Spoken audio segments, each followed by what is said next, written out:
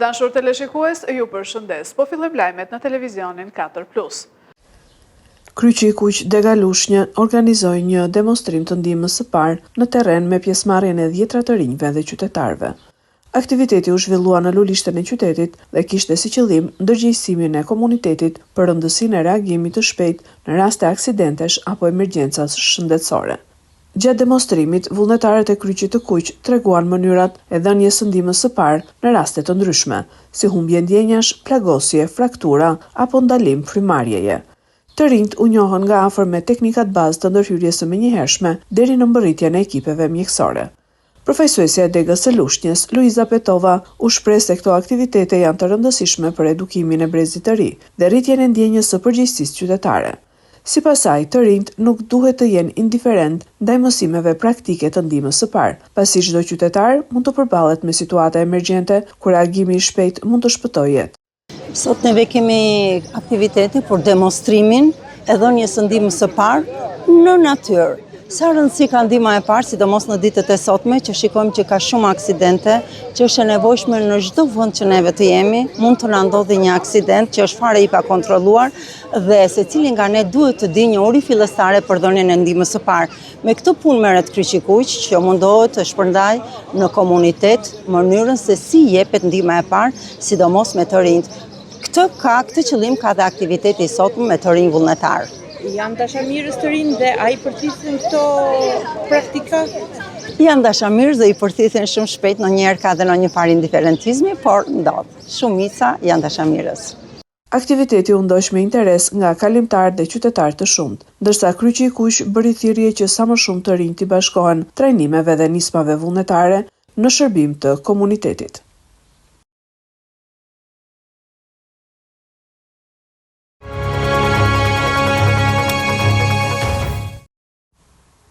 Gjatë fjalës së mbajtur në aktivitetin e hapjes së javës së Evropës, në kuadër të 9 majit, kryeministri u shpreh se 2030 është një objektiv madhor për mbylljen e negociatave për integrimin në Bashkimin Evropian.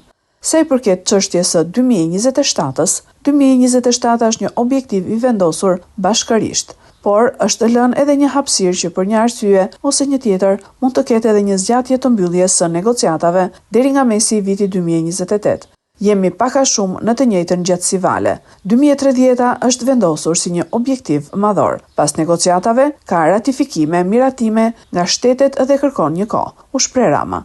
2027 është një objektiv i vendosur bashkarisht, por është lënë dhe një hapësirë që gjëja për një arsye apo një tjetër mund të ketë një zgjatje deri nga mesi 2028-s. Kështu që jemi pak a shumë në të njëjtën gjatësi vale dhe për këtë arsye 2030 është vendosur si një objektiv, po themi,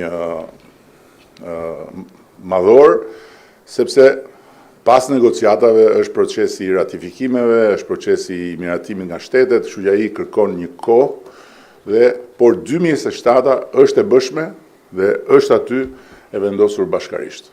Për të njëjtën temë foli edhe ambasadori Silvio Gonzato, i cili hodhi poshtë spekulimet e kryetarit të Partisë Demokratike Berisha, duke thënë se raporti ka marrë vlerësim pozitiv. Së pari, grupi i punës Coela, siç quhet, është një grup pune i cili bën bashk përfaqësuesit e shteteve anëtare të Bashkimit Evropian.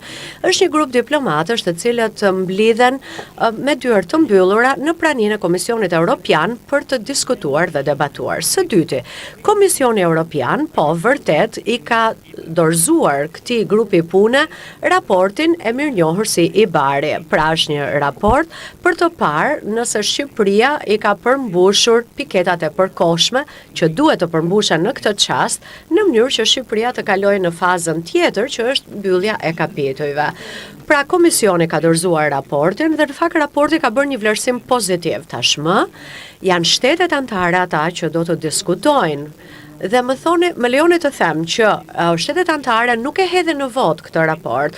Është një raport e cili është e drejta e komisionit që ta bëjë këtë gjë dhe thjesht shtetet anëtare diskutojnë ato dhe ajo që duhet bëjnë ato në udhëheqjen e Këshillit dhe në këtë moment Çipros është që të miratoj një qëndrim të përbashkët të BE-s, i cili do të përkufizoj dhe shpjegoj piketat përmbyllse, pra ato piketa përmbyllse që duhet të plotësoj Shqipëria që të mbyllen negociatat.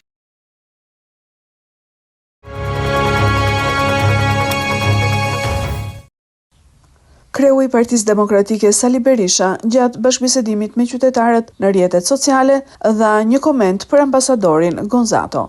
Sa i përket ambasadorit aktual, unë kam shprehur se ky sillet si të ishte ambasadori i Ramës, pasi ky zotëri në mënyrë të pretenduar ka transmetuar në Bruksel trillimet me të pavërteta ndaj opozitës, sikur ne nuk jemi për integrim, për të mos treguar shumë gjëra të tjera. Ne jemi ata që i themi gjërat hapur dhe ai është përpjekur në shumë mënyra ta paraqes opozitën si jo të orientuar drejt integrimit, por ka dështuar. Gonzato është unifikuar komplet me Edi Ramën. Unë partnerëve evropian do t'u them të vërtetën dhe vetëm të vërtetën, u shpreh Berisha.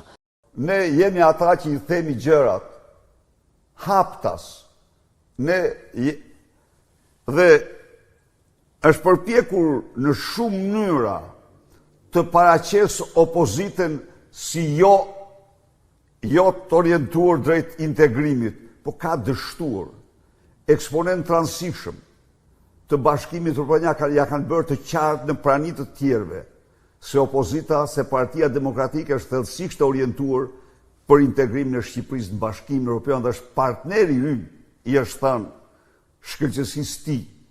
Ndaj dhe ai ka bërë zgjedhjen e vetë, është unifikuar komplet me Edi Ramën, dhe sa herë unë thoja ndonjë të vërtetë, bashkë me ndonjë lobiste tjetër të tij në Komisionin Evropian, shohin deklarata, por unë absolutisht shqiptarëve dhe bashkimi dhe partnerëve evropian do të them të vërtetën dhe vetëm të vërtetën.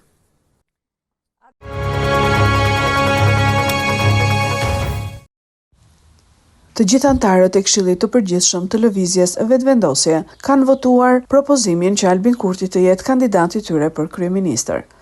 Në momentin e votimit, votën pro e dha edhe vetë kryeministri në detyrë Albin Kurti. Fillimisht ishte ushtruesja e detyrës së presidentit Albulena Haxhiu, ajo e cila propozoi Albin Kurtin si kandidat të Lëvizjes Vetëvendosje për kryeministër. Ne hym në këtë proces zgjedhor pasi që bëm çdo përpjekje për t'i dhënë vendit një president me mandat të plot 5 vjeçar. Vepruam me përgjegjësi, me seriozitet dhe me vullnet për bashkëpunim. Prandaj edhe pse kjo nuk është ajo çfarë kemi dëshiruar, sepse para nesh kemi shumë punë, shumë reforma dhe shumë projekte që presin të realizohen, sot jemi këtu me të njëjtin përkushtim ndaj Republikës tonë dhe ndaj qytetarëve të kësaj republike. Më lejoni pra që uroj një proces zgjedhor të qetë, demokratik dhe dinjitoz, ashtu siç e meriton Republika e Kosovës. Të dashur aktivist, jam e nderuar që të propozoj zyrtarisht Albin Kurtin si kandidat për kryeministër të Republikës së Kosovës për zgjedhjet parlamentare të 7 qershor 2024. Kryetari i Vetëvendosjes fajsoi edhe një herë partitë opozitare për bllokadën dhe zgjedhjet e jashtëzakonshme që vijnë për shkak të mungesës së konsensusit për zgjedhjen e presidentit të ri. Ata refuzuan të votojnë gjatë vitit 2025 kryetaren e parlamentit Albulena Haxhiu. Refuzuan të votojnë për Glauko Njufcën, njeriu i dytë më të votuar në historinë e Kosovës. Kuptohet për mua, refuzojnë gjithmonë, nuk duan të më shohin me sy, dalin televizionet e tyre për të thënë se si unë u dashka të eliminohem me çdo mjet. Refuzuan të votojnë, qysh e dini, edhe për 1.1 miliard euro marrëveshje ndërkombëtare dhe quan vendin në ato zgjedhjet e kaluara, refuzuan buxhetin, refuzuan rritjen e pensioneve, tash na i humbin 10 milion të mbështetjes nga bashkësia ndërkombëtare, përveç atyre mbi 10 milion për organizimin e këtyre zgjedhjeve. Sa i përket kësaj çështje, Kurti deklaroi se pas zgjedhjeve do bashkëpunojnë me partitë për të zgjedhur një president jo partijak.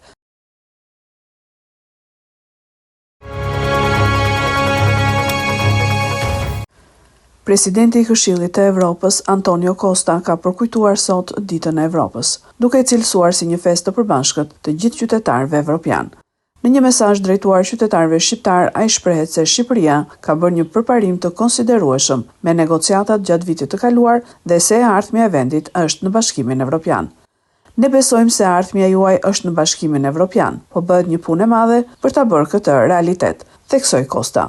Dear citizens of Albania, I'm addressing you today as future members of the European Union. On Europe Day, we celebrate our common European project, when our founding members choose unity over division and cooperation over conflict. They decided to build a future of peace, freedom and prosperity on the ashes of the Second World War. We believe your future is in the European Union. A lot of hard work is taking place to make it happen. Albania has made a significant progress in the negotiations during the last year. I encourage you to keep up the reform momentum. Together, we will build a shared European future.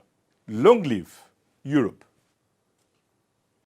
Këto ishin lajmet tona për sot. Lajmet i gjeni dhe në internet në website-in 4plusmedia.tv. Bashkë mirupafshim.